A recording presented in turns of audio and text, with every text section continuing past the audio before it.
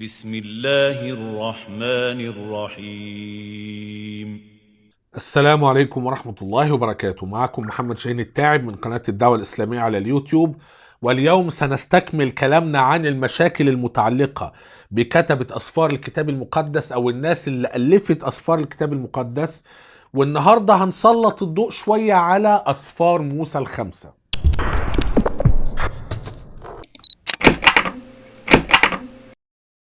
في البداية، لو انت مهتم بالحوار الإسلامي المسيحي ومقارنة الأديان والنقد الكتابي، فلا بد أن تشترك في هذه القناة. اضغط على زر الاشتراك الأحمر واضغط على علامة الجرس علشان تجيلك كل الإشعارات بكل حلقاتنا الجديدة. الإيمان المسيحي التقليدي عن أسفار موسى الخمسة هي إن هذه الأسفار الخمسة هم التوراة، هم توراة موسى، وإن سيدنا موسى هو اللي كتب أسفار موسى الخمسة. فسيدنا موسى كان عايش من 1500 قبل الميلاد.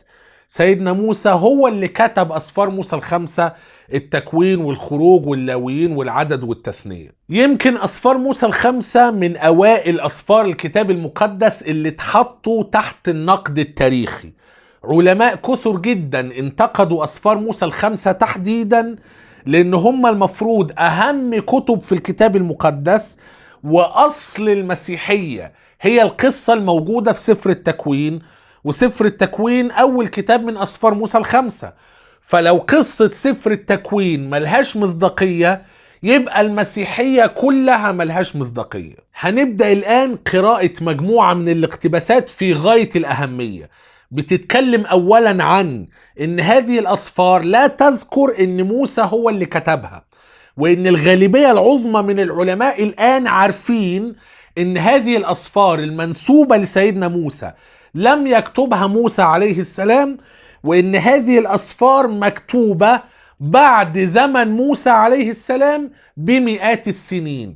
هذه الأسفار تم كتابتها بعد عودة بني إسرائيل من السبي البابلي. نبدأ القراءة من كتاب تاريخ الكتاب المقدس لستيفن ميلر وروبرت هوبر، طبعة دار الثقافة، صفحة رقم 28.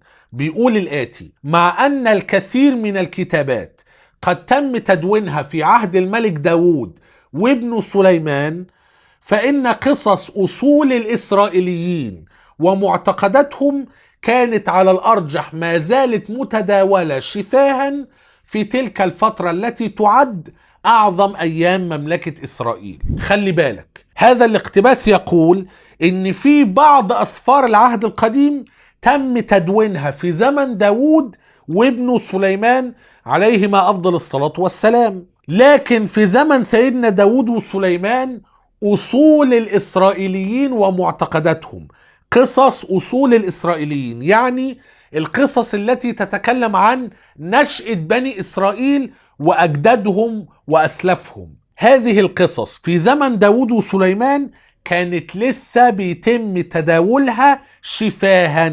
بنيجي نسأل سؤال في غاية الأهمية: هل كانت في أصول وقواعد وضوابط وقوانين في نقل هذه القصص الشفهية كما عند المسلمين؟ لا. تاني سؤال في غاية الأهمية: هل احنا عارفين هؤلاء الرجال الذين نقلوا هذه الروايات شفاها جيلا بعد جيل إلى زمن التدوين؟ لا، ما نعرفش أي حاجة عنهم، ما نعرفش هويتهم، ما نعرفش هل هم عدول ولا لا، وما نعرفش هل هم ضبطوا ما نقلوه ولا لا. بالإضافة إلى ذلك، فإن الفارق الزمني هنا ما بين أصل القصة وزمن تدوين القصة مئات السنين، بتوصل ل 700 و 800 سنة، في حين ان زمن تدوين السيرة والسنة فارق جيلين او ثلاثة على اقصى تقدير، واحنا نعرف الجيلين او الثلاثة دول ونعرف معلومات كثيرة جدا عنهم، مما يؤكد لنا انهم عدول وضبطوا النص اللي هم نقلوه شفاها. هنا بقى بيقول ان هذه القصص اللي هي اصول الاسرائيليين ومعتقداتهم فضلت متداولة شفاها في تلك الفترة اللي هي فترة سليمان وداود عليهما افضل الصلاة والسلام.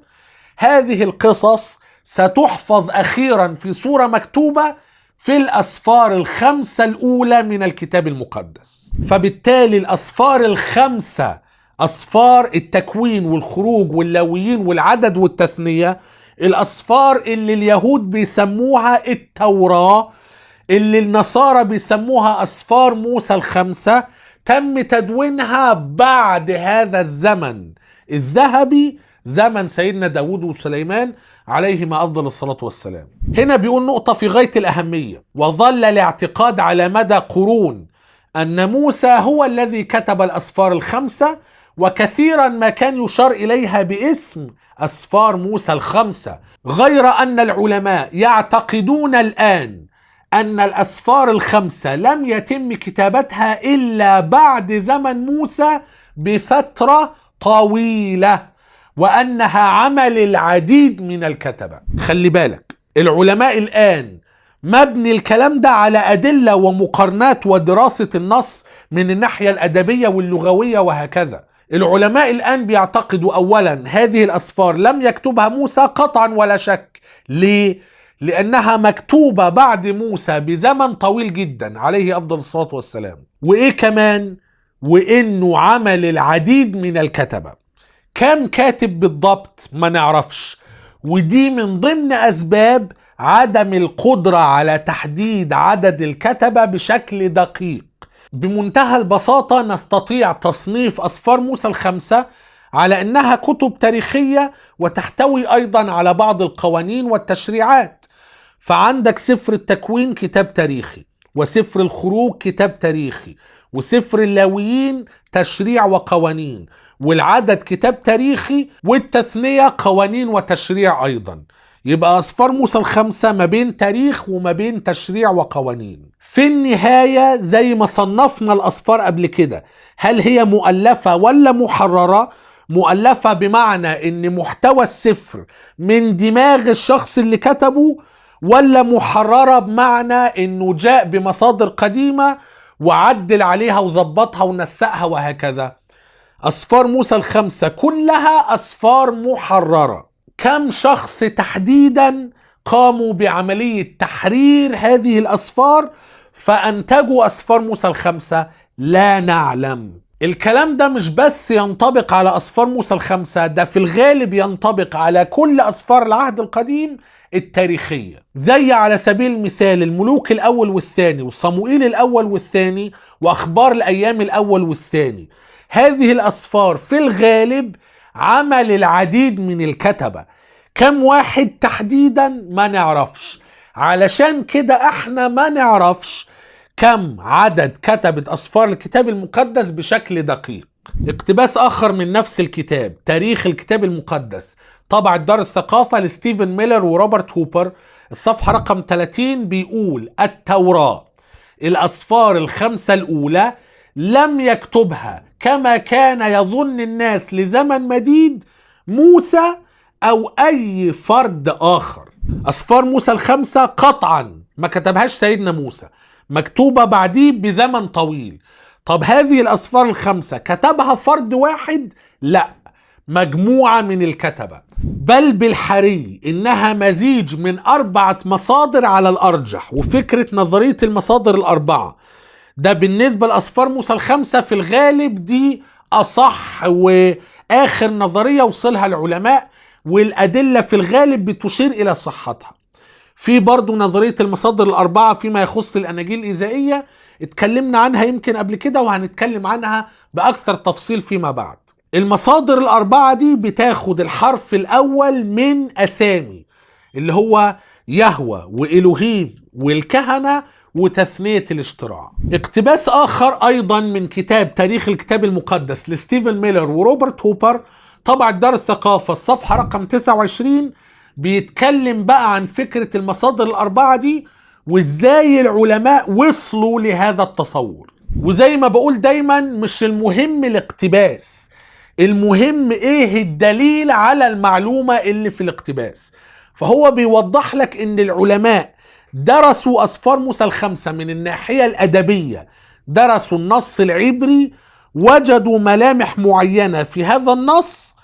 أفضل تفسير لهذه الملامح ان هذه الاسفار في الاصل متاخده من 4 مصادر او من 4 تقاليد. في محررين اخذوا من هذه ال4 تقاليد عملوا منها أسفار موسى ال5. فهنا بيقول عندما فصل العلماء خيوط القصة التي تدل عليها الازدواجية بدأوا يتحققون من أن بعض القصص استخدمت اسم يهوه للدلالة على الله، بينما البعض الآخر استخدم إلهيم. إيه بقى الكلام اللي هو بيقوله ده؟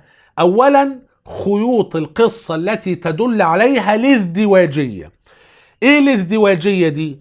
بنجد ان في اسفار موسى ال5 كثير من القصص بيتم سردها مرتين، وغالبا المرتين ورا بعض. يعني ايه؟ ابرز مثال قصة الخلق في بداية سفر التكوين بنلاقيها محكية مرتين، مرة في الاصحاح الاول ومرة في الاصحاح الثاني. لما بنحلل القصتين بنلاقي ان في قصة بتذكر الله باسم يهوه، وقصة تانية لا تذكر اسم يهوه لكنها تذكر اسم إلهيم. بنجد على سبيل المثال في الإصحاح الثاني لقب الرب الإله يهوه إلهيم. في الإصحاح الأول عند الكلام عن الله بنجد الكلام باسم إلهيم، ليس هناك ذكر ليهوه. دي من ضمن العلامات، مش العلامات الوحيدة، لكن دي من أبرز العلامات اللي خلت العلماء يقولوا ان في محررين كان قصادهم مصادر كثيرة مختلفة، من ضمنها مصدر لما يتكلم عن الله بيتكلم عن الله باسم إلهيم فقط، لكن هناك مصدر آخر لما يتكلم عن الله بيقول يهوه إلهيم الرب الإله. المحررين دول عملوا ايه؟ جمعوا القصص كلها من المصادر المختلفة وراحوا حطوا القصة حتى لو تم ذكرها مرتين مختلفتين راحوا ضموها ورا بعض. فده معنى الازدواجية ومعنى فكرة استخدام اسم يهوه واستخدام اسم إلهيم. فهنا بيقول هذا أدى بهم إلى الاعتقاد بأنه على الأقل تم المزج بين تقليدين في الأسفار ال5، تقليد بيستخدم يهوه إلهيم وتقليد آخر بيستخدم إلهيم فقط. وبعدين بيقول ووجد علماء آخرون ما هو أكثر من هذا. ففي 1878 درس العالم الألماني فيلهاوزن كل النظريات المعقولة واقترح خطة تدعى الفرضية الوثائقية. إيه الفرضية الوثائقية دي؟ إن أسفار موسى ال5 مكونة من عدة وثائق أقدم. المحررين جمعوا هذه الوثائق وعملوا منها أسفار موسى ال5. فهو بيقول لك فرضية الوثائق دي ما زالت شائعة الاستخدام حتى اليوم. رأى فيلهاوزن 4 مصادر أساسية سماها بالحرف الأول من يهوه وإلهيم وكهنوت وتثنية الاشتراع. فالياء من يهوه والألف من إلهيم والكاف من كهنوتي، لأن هدف الكتابات الأخيرة تركز على الكهنة والعبادة والتشريعات بتاعت الكهنة وكده. والتاء للدلالة على سفر التثنية الذي يشكل المصدر الرابع. فال4 مصادر اللي طلع بيهم هم المصدر اليهوي والمصدر الإلهيمي والمصدر الكهنوتي ومصدر تثنية الاشتراع. وهذه المصادر كتبت قصصها منفصلة في أمكنة مختلفة ومن أناس مختلفين، وهذا هو تبرير ذكر القصة في أسفار موسى ال5 أكثر من مرة، وهذه القصة ما بينها اختلافات وتناقضات. فهنا بيقول وقد ضمت هذه المصادر نفسها مصادر أقدم منها سواء مكتوبة أو منقولة شفاها. يعني احنا ما نعرفش تحديدا المصادر ال4 دي مكونة أصلا من قد إيه من المصادر، لكن من خلال تحليل أسفار موسى ال5 بنلاقي 4 مراجع أو 4 مصادر أو 4 تصنيفات مختلفة من الأشكال الأدبية اللي بتختلف بعضها عن بعض الآخر. ال4 الأشكال اللي احنا بنقدر نصنفهم دول في الأصل مكونين من قد إيه ما نقدرش نعرف. والأرجح أن بعض هذه المصادر يرجع إلى عهد موسى بينما البعض الآخر أقدم منه عهدا. والكلام ده في غاية الأهمية. يعني إيه؟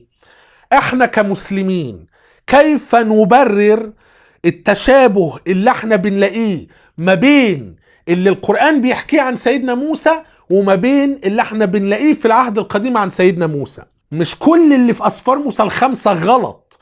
في حاجات ربنا قال لنا في القرآن إن ده كان موجود في التوراة وبالفعل بنلاقيه في أسفار موسى الخمسة، وفي حاجات كفر منسوبة لله في التوراة ربنا قال ده من الكفر اللي اليهود افتراه في القرآن الكريم. فبالتالي كيف نبرر هذا الحق الباقي؟ إن بالفعل هذه أسفار محررة منقولة عن مصادر أقدم.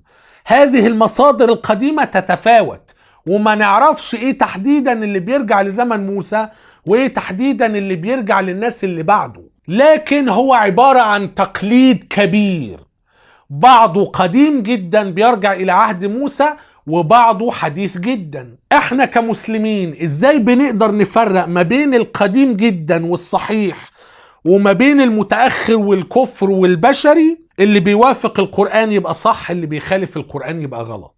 ده بناء على اعتقادنا ان القرآن الكريم كلام الله، وان القرآن الكريم محفوظ من التحريف، وبنقدر نثبت ده بالأدلة العقلية المنطقية الفلسفية وأيضا بالأدلة التاريخية. فهنا بيقول والأرجح أن بعض هذه المصادر يرجع إلى عهد موسى، بينما البعض الآخر أقدم منه عهدا. ولم تجمع هذه المصادر اللي هي الأربعة، اليهوي والإلوهيمي والكهنوتي وتثنية الاشتراع، لتكون الأسفار التي بين أيدينا الآن إلا في عصر السبي البابلي في القرن السادس قبل الميلاد على الأقل. نقرأ مع بعض سريعا نفس المعلومات أو نفس الفكرة مذكورة في كتاب آخر، تعرف إلى الكتاب المقدس، تأليف الأب ستيفان شربنتي، طبع دار المشرق ببيروت، صفحة رقم 27. بيقول التوراة كلمة عبرية تعني الشريعة، وهي تضم الأسفار الخمسة التالية: التكوين والخروج والأحبار أو اللاويين والعدد وتثنية الاشتراع. لهذه الأسفار قصة معقدة إلى حد ما، أنجزت بشكل أسفار في وقت لاحق في حوالي 400 على ما يبدو، 400 قبل الميلاد. أسفار موسى الخمسة بالشكل اللي ما بين إيدينا دلوقتي خد وقت على ما تكون. الأسفار الخمسة دول اتكونوا إمتى؟ تقريبا اتكونوا على 400 قبل الميلاد على ما يبدو. ده آخر المرحلة. ممكن جزء من الأسفار الخمسة اتدون قبل كده، لكن كله كان بعد عهد سليمان وداود عليهما أفضل الصلاة والسلام. فبداية تدوين أسفار موسى الخمسة كان بعد السبي البابلي. الأسفار الخمسة خدوا الشكل ده وانتهوا على 400 قبل الميلاد. رغم ان الأسفار الخمسة متأخرين، إلا أننا نقر أنهم مأخوذين عن تقليد أقدم. بعض هذا التقليد قد يرجع إلى زمن موسى، لكن البعض الآخر متأخر قطعا ولا شك. هنا بيقول ان الأسفار الخمسة دي انطلاقا من تقاليد أعرق في القدم. بعد كده بيقول فالتوراة هي في الواقع 4 تقاليد في كتاب واحد مقسم إلى 5 أسفار. 4 تقاليد تم جمعهم في كتاب واحد، الكتاب ده تقسم على 5 كتب. فعلينا بمجرد البحث في الأسفار الخمسة أن نهتدي إلى التقاليد.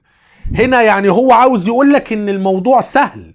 لو أنت بتعرف تقرأ عبري بنفسك، تقدر تدرس أسفار موسى الخمسة بنفسك، هتلاقي ال4 تقاليد دول هتقدر تطلعهم بنفسك.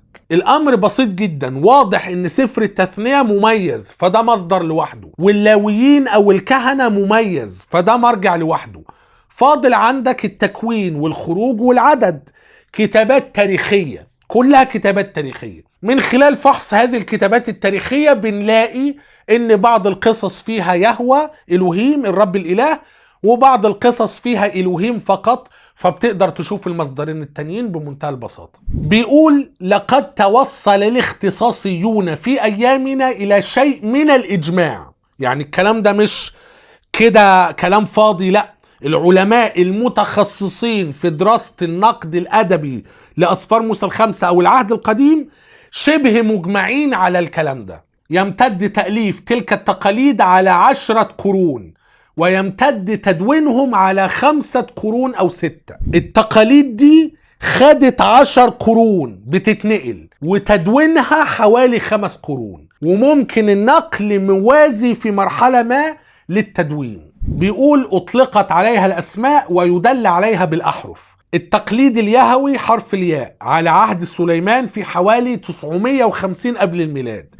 خلي بالك احنا عندنا ميلاد المسيح، كل ما كان الرقم اكبر قبل الميلاد كل ما كان اقدم، ف950 ده اقدم مصدر، ده تقريبا على عهد سليمان. طيب والتقليد الالوهي في حوالي 750، فده بعديه بشوية. وتقليد تثنية الاشتراع بعد ذلك بقليل. واخيرا التقليد الكهنوتي بعد 538 اللي هو نهاية الجلاء من بابل. ده تكوين المصادر الأربعة. أسفار موسى الخمسة على ما اتكونت من المصادر الأربعة اتكونت حوالي 400 قبل الميلاد. نختم باقتباس في غاية الأهمية من كتاب على عتبة الكتاب المقدس للأب جورج سابا من منشورات المكتبة البوليسية، الصفحة رقم 108 و109.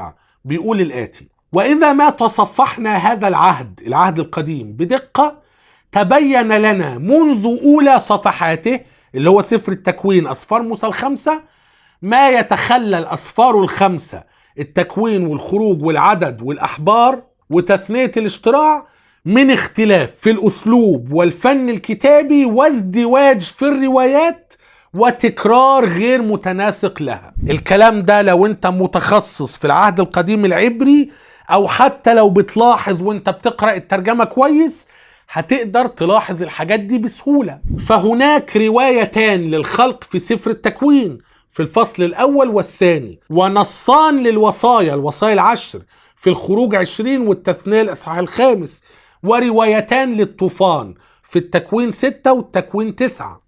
وقد أدى الدرس بالباحثين في القرن الماضي وفي هذا القرن إلى أن يرتأوا أن للأسفار الخمسة مع كون موسى محورها ومركزها 4 مصادر أساسية أو تقليد. خلي بالك قلنا الكلام ده كتير قوي.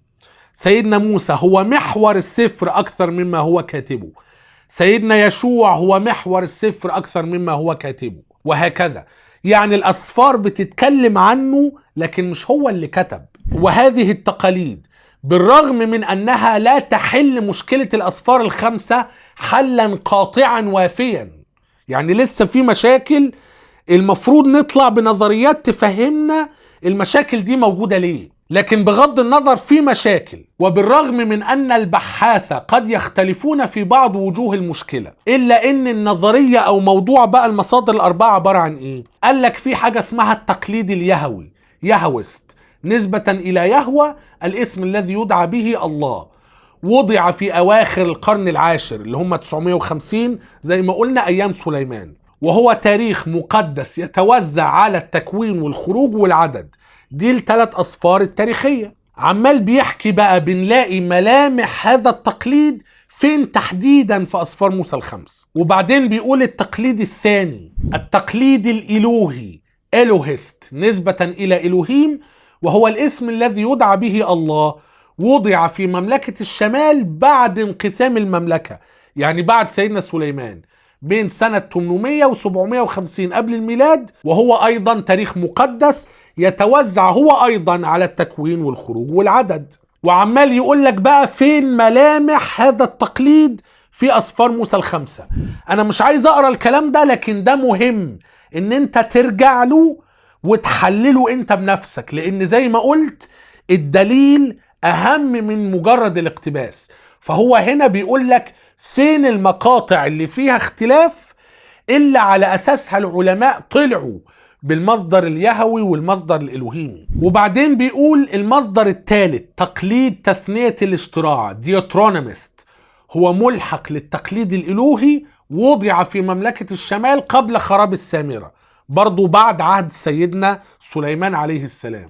وعمال بيحكي عنه شوية كلام. وبعدين التقليد الرابع الكهنوتي، بريستلي، وضعه في الجلاء وبعد الجلاء كهنة القدس الذين جعلوا الأسفار المقدسة في صورتها الحالية. فده آخر تقليد.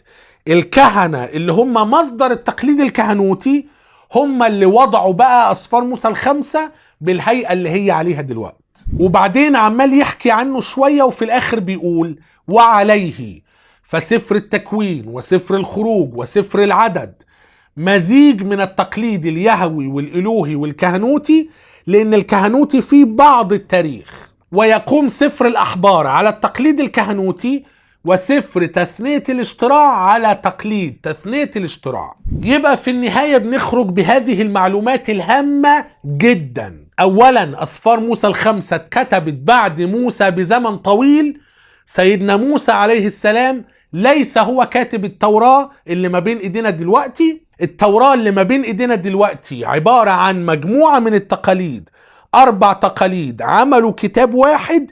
هذا الكتاب اتقسم فيما بعد على 5 أسفار. هذه التقاليد في حد ذاتها احنا ما نعرفش تحديدا مصادرها، بعضها قد يكون قديم جدا والبعض الآخر متأخر جدا. الغالبية العظمى من هذه التقاليد ال4 بعيدة عن سيدنا داود وسليمان، اتكتبوا أثناء السبي وبعد السبي. جزء بسيط جدا هو اللي اتكتب أيام سليمان، ولازم نفرق ان في فرق ما بين أيام سليمان عليه السلام وان سليمان هو اللي كتب. لا، مش سليمان عليه السلام هو اللي كتب، اتكتبت أيامه. ما نعرفش مين اللي كتب وما نعرفش جاب المصادر منين. أنا هكتفي بهذا القدر في هذا الفيديو. في الفيديوهات القادمة هنكمل مشاكل كثيرة حول كتبة أسفار الكتاب المقدس أو الناس اللي ألفت أسفار الكتاب المقدس وجابت المعلومات اللي دونوها منين. لو حاز هذا الفيديو على إعجابك فلا تنسى أن تضغط على زر إعجابني،